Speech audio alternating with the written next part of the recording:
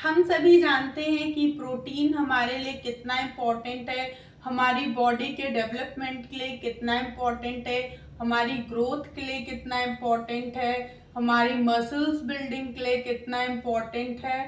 जब हम छोटे होते हैं या जो भी छोटे बच्चे होते हैं तो हम लोग इस बात पे जोर देते हैं कि उनकी डाइट में दालें हो, मिल्क हो या प्रोटीन रिच डाइट हो, क्योंकि ये उनकी ग्रोथ में बहुत हेल्प करता है और एक मेन न्यूट्रिएंट की तरह काम करता है।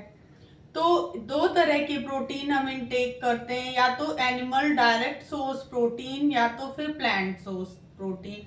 एनिमल सोर्स प्रोटीन में आपका एनिमल डायरेक्ट जो एनिमल कंज्यूम करते हैं उससे प्रोटीन लेते हैं, या जो भी उसके प्रोडक्ट हैं like milk and milk product, egg, ये सब आपके एनिमल प्रोटीन है। सेकेंड वन आपका plant based protein. Plant based protein में जो मेन सोर्स है वो आपका दालें हैं। हम लोग जो भी वेजिटेरियन हैं, जो वेजिटेरियन डाइट कंटिन्यू करते हैं, उनका ये रिचेस्ट सोर्स ऑफ प्रोटीन है जो आपका दालों से आता है। तो जब हम दालें लेते हैं तो उसमें आप प्रोटीन के साथ साथ और भी एक्स्ट्रा न्यूट्रिएंट लेते हैं like fibre, magnesium, calcium, iron. बहुत सी ऐसी दालें हैं जो विटामिन सी भी कंटेन करती हैं, विटामिन बी कॉम्प्लेक्स भी कंटेन करती हैं। तो ये सब भी हमें प्रोटीन के साथ साथ मिलता है।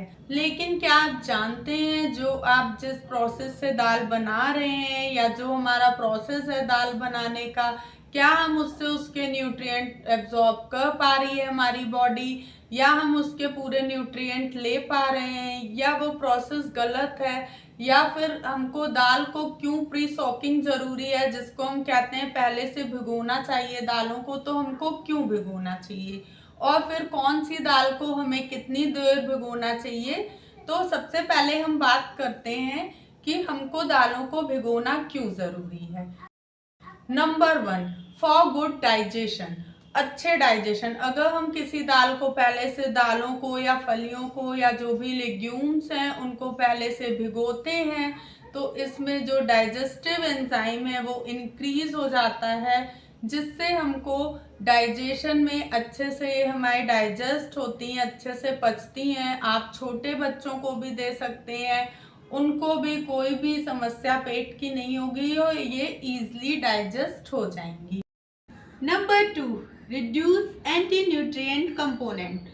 ऐसे तो दालें बहुत अच्छा सोर्स है प्रोटीन का, बहुत न्यूट्रिएंट्स रिच होते हैं, बहुत मिनरल्स होते हैं, विटामिन्स होते हैं, लेकिन एक ड्रॉबैक है, साथ ही में दालें कंटेन करती हैं हमारे anti nutrient component, phytic acid, phytate, tannin.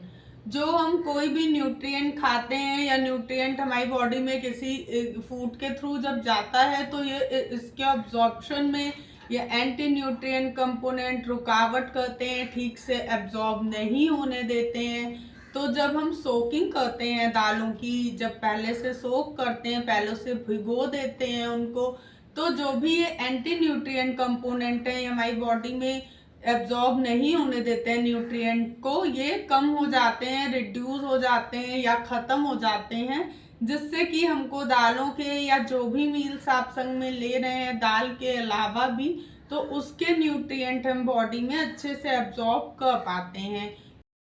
Number 3, decrease blotting problems. जब हम दाल खाते हैं तो आपने सुना होगा गैस बनाती या सूजन करती है या ब्लॉटिंग, जिसको पेट फूलना कहते हैं, इस तरह की समस्याएं होती हैं। तो जब हम दाल पहले से भिगोएंगे तो ये इजीली डाइजेस्ट होगी, क्योंकि मैंने पहले भी बताया है इसमें डाइजेस्टिव एंजाइम इंक्रीज हो जाते हैं, तो ये हमारी पेट से जुड़ी समस्याएं नहीं होंगी।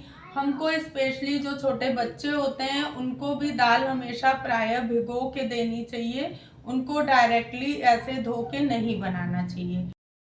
अब हमारा नंबर 4 आता है टाइम सेविंग। अगर आप दाल पहले से भिगो ही रहेंगे तो आपको बहुत कम टाइम लगेगा प्रिपेयर करने में, बहुत जल्दी प्रिपेयर हो जाएगी। नंबर 5 हमारा आता है सेव फ्यूल। मतलब कि आप जो भी फ्यूल यूज कर रहे हैं दाल बनाने में, आपकी कुकिंग गैस हो गई या इंडक्शन है तो इलेक्ट्रिसिटी हो गई, तो वो भी आपका इनडायरेक्ट वे में आप उसको सेव कर रहे हैं। अब मोस्ट इम्पॉर्टेंट फैक्टर कि कौन सी दालें हमको कितनी देर भिगोनी चाहिए। तो जो भी आपकी होल पल्सेस हैं, जैसे लाइक साबुत दालें हैं, मसूर, मूंग आपकी हो गई, उड़द दाल हो गई, इसको हमको 8 से 12 घंटे तक भिगोना चाहिए। अगर हम 8 से 12 घंटे तक इसको भिगोते हैं तो इसमें जो भी एंटी न्यूट्रिएंट कंपोनेंट हैं like phytic acid, phytate, tannin, ये सब रिमूव हो जाते हैं और इजीली डाइजेस्टेड होती हैं और इनमें हमको पूरा न्यूट्रिएंट मिलता है हमारी बॉडी को। सेकेंड वन आपकी आती है स्प्लिट पल्सेस। स्प्लिट पल्सेस जो टूटी हुई दालें, लाइक जो जिनको हम दालें बोलते हैं रियल में, अरहर दाल, मूंग दाल या चना दाल, जो स्प्लिट है, जो 2 पार्ट में डिवाइडेड है, इनको भिगोने के लिए हमको कम टाइम चाहिए रहता है। इनको आप 6 से 8 घंटे भी भिगोएंगे तो आप इनके पूरे न्यूट्रिएंट एब्जॉर्ब कर पाएंगे। लास्ट आपकी आती हैं होल लेग्यूम्स, जिनको आप सूखी फलियां, पूरी फलियां भी कह सकते हैं, जैसे चना हो गया आपका, आपके छोले हो गए, राजमा हो गया, ये सब आपकी होल लेग्यूम्स में आते हैं।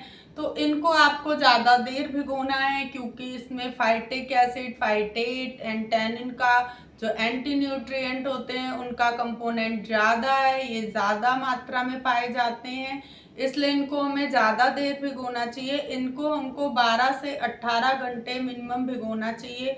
आपको जैसे कि आपको दोपहर के खाने में इसको बनाना है तो आप इसको रात में पहले भिगो दीजिए, तब आप बनाइए, तो आप इसमें जो एंटी न्यूट्रिएंट हैं वो रिमूव इजली हो जाएंगे और आपको इनके जो भी पोषक तत्व हैं वो पूरे मिल पाएंगे।